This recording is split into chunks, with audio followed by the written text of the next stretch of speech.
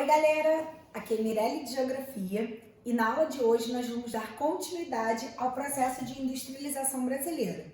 Finalizamos a aula passada falando do primeiro governo de Vargas e da sua atitude de Estado empresário que ajudou a desenvolver a indústria de base no Brasil. Agora nós vamos falar do governo de Dutra e o seu plano SALT, da segunda fase do governo de Getúlio Vargas, quando ele retorna democraticamente nos braços do povo, e em seguida trabalharemos JK e o plano de metas. Vamos lá. Eurico Gaspar Dutra entra no poder em 1946, depois de um período de 15 anos pelo qual o Brasil foi governado por Getúlio Vargas. Assim, ele vai ficar até 1950 e o principal plano de ação do Dutra é conhecido como Plano SALT, que vai envolver algumas áreas estratégicas, como, por exemplo, saúde e alimentação, que tem um viés muito mais social, transporte e energia. O Dutra ele vai dar uma guinada diferente daquela postura adotada anteriormente por Getúlio Vargas. Se Getúlio Vargas era um nacionalista que visava proteger o mercado consumidor nacional para os produtos brasileiros, o Dutra ele é um liberal que visa a não intervenção do Estado na economia. Dessa maneira, o Dutra ele vai abrir o Brasil para a importação de máquinas, equipamentos e bens de consumo. A partir disso, ele vai reduzir a reserva de mercado que foi criada durante a Segunda Guerra Mundial por meio dessa política de substituição de importações e de proteção da indústria nacional que foi adotada pelo Vargas. Esses produtos estrangeiros que começaram a entrar de forma muito intensa no mercado brasileiro passaram a agradar a classe média do país e causaram, por fim, um aumento considerável da dívida externa. Assim, se durante o período Vargas nós tivemos um desenvolvimento da indústria nacional, durante o período Dutra, esse desenvolvimento ele foi freado pela entrada de produtos estrangeiros no país. Quando Dutra sai do poder, mais uma vez, Getúlio Vargas retorna, só que agora de uma maneira democrática por meio das eleições, e ele vai ficar de 1951 até 1954, quando ele acaba cometendo suicídio e saindo da política para entrar para a história. Nessa retomada do governo do Vargas, ele tenta trazer novamente aquela postura nacionalista e desenvolver os setores de transporte, comunicação, energia elétrica e petróleo, mais uma vez investindo na indústria pesada do país. Alguns marcos são muito relevantes desse momento para o desenvolvimento industrial brasileiro, como a criação da Petrobras, a Eletrobras e, por fim, o Banco Nacional de Desenvolvimento Econômico, que na época era BNDE e que atualmente ganhou esse S, que fala sobre desenvolvimento econômico e social. Quando Vargas comete suicídio, existe um governo temporário, interino, mas nas eleições seguintes entra uma figura extremamente emblemática e também marcante para o desenvolvimento industrial brasileiro. Essa figura é conhecida como o presidente Bossa Nova, é o Juscelino Kubitschek, que vai trazer consigo o plano de metas para desenvolver 50 anos em 5. Assim, com o plano de metas, Juscelino Kubitschek visava desenvolver energia, transporte, indústria, educação e alimentação. A principal estratégia utilizada pelo JK, pelo Juscelino Kubitschek, foi o tripé industrial. Como funciona esse tripé? Até então, a gente sabe que a primeira indústria que se desenvolveu no Brasil foi a indústria de bens de consumo não duráveis, que era uma indústria de baixo valor agregado e que era financiada pelo capital privado nacional. Getúlio Vargas traz consigo, por meio daquele modelo de Estado empresário, lembra? O desenvolvimento da indústria de base, a partir do capital estatal. Então, o JK ele vai trazer um diferencial. Ele vai trazer a indústria de bens de consumos duráveis para o Brasil. Só que ele vai trazer essa indústria a partir de uma nova forma de financiamento. Ele vai atrair o capital estrangeiro. E aí, gente, a gente vê o início do processo de internacionalização da economia a partir da entrada de transnacionais no Brasil.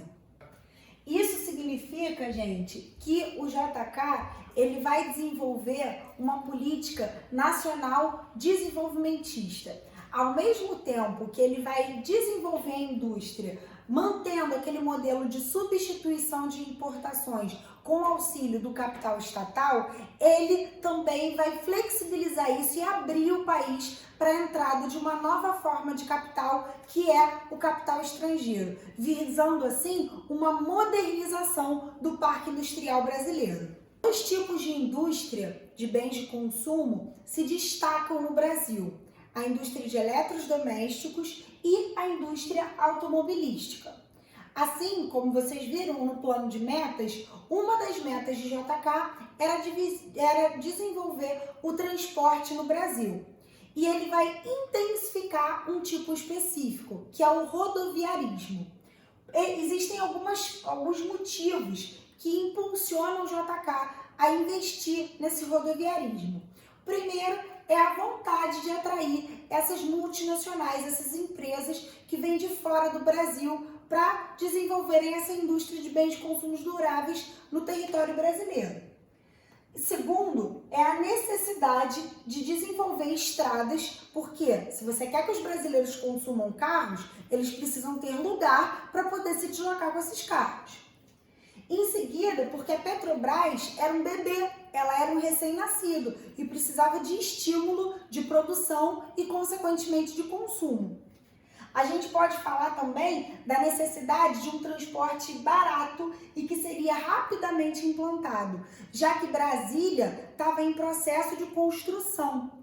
E que como os gastos com a construção de Brasília foram muito grandes, foram exorbitantes, era necessário um meio de transporte rápido e de fácil implantação que ligasse a região centro-oeste do Brasil às demais áreas, principalmente ao eixo Rio-São Paulo, o que vai configurar no país as radiais, na lógica literalmente de um raio de uma esfera, que liga o centro do país ao seu litoral, à sua borda.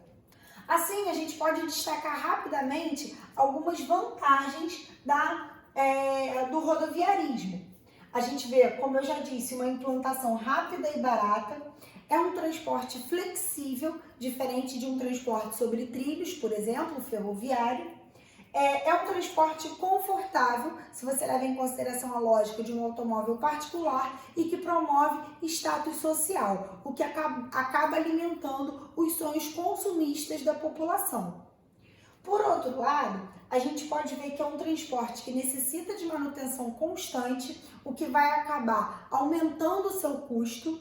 Apesar da implantação ser barata, pelo fato do asfalto constantemente precisar ser recapeado, as sinalizações constantemente precisarem ser revistas e sofrerem manutenção, isso vai fazer com que o seu custo ele acabe não saindo tão baixo quanto o da implantação. Além do mais, a gente vê que o transporte rodoviário ele tem baixa capacidade de carga. E por esse motivo, ele precisa de um grande número de viagens para conseguir deslocar uma carga de grande quantidade.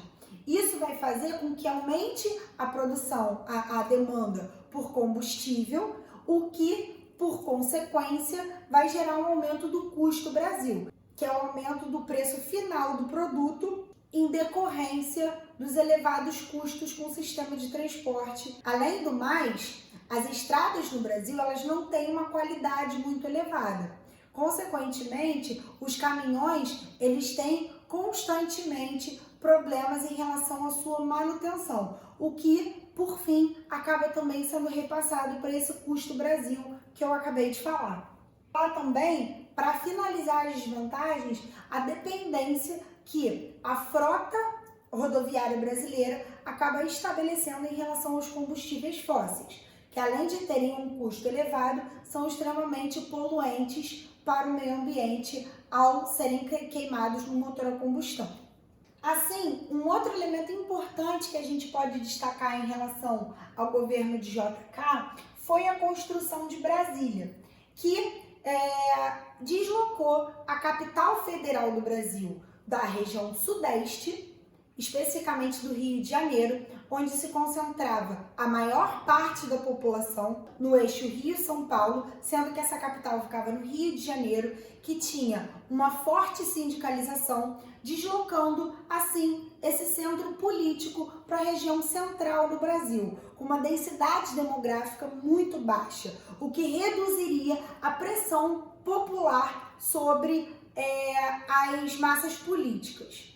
Mas a desculpa utilizada por JK foi a ideia de levar povoamento e desenvolvimento para a região centro-oeste, que seria o coração do Brasil, o centro do Brasil.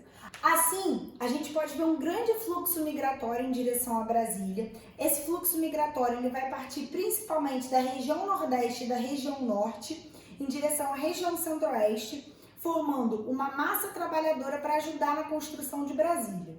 Depois que essa construção é efetivada, essas pessoas elas vão ficar sem emprego e vão formar bolsões de pobreza ao redor de Brasília, o que nós conhecemos como cidades satélites. Outro ponto importante para finalizar, que a gente pode destacar em relação ao governo JK, foi a criação da Superintendência de Desenvolvimento do Nordeste, uma tentativa do JK de desenvolver o Nordeste e reduzir as desigualdades socioeconômicas que foram se materializando no Brasil ao longo dos anos, à medida que o desenvolvimento industrial ficou concentrado fundamentalmente no eixo Rio-São Paulo. Por esse motivo, começou a ocorrer um intenso fluxo migratório vindo da região Nordeste, o que intensificou o crescimento das cidades, especificamente das favelas, nos grandes centros urbanos. Então, a gente pode apontar como consequências do governo JK o aumento da inflação e da dívida externa por conta da entrada maciça desses capitais e da quantidade de dinheiro que JK precisou para construir Brasília, o aumento das desigualdades regionais, tendo uma concentração econômica fundamentalmente na região sudeste do país, a internacionalização da economia, à medida que parte do processo de desenvolvimento industrial ficou à mercê do capital estrangeiro e o aumento do consumo de bens de consumos duráveis no Brasil, que passaram a ser desenvolvidos no próprio território brasileiro. Podemos falar também de um aumento da urbanização do Brasil, de um aumento da geração de empregos, de um incremento no processo industrial e, por fim, de um crescimento da classe média brasileira. Então é isso, galera. Finalizamos por aqui a nossa aula de JK e na próxima aula nós vamos falar sobre o milagre econômico que ocorreu durante o período militar, tá certo? Um beijo. Se cuidem!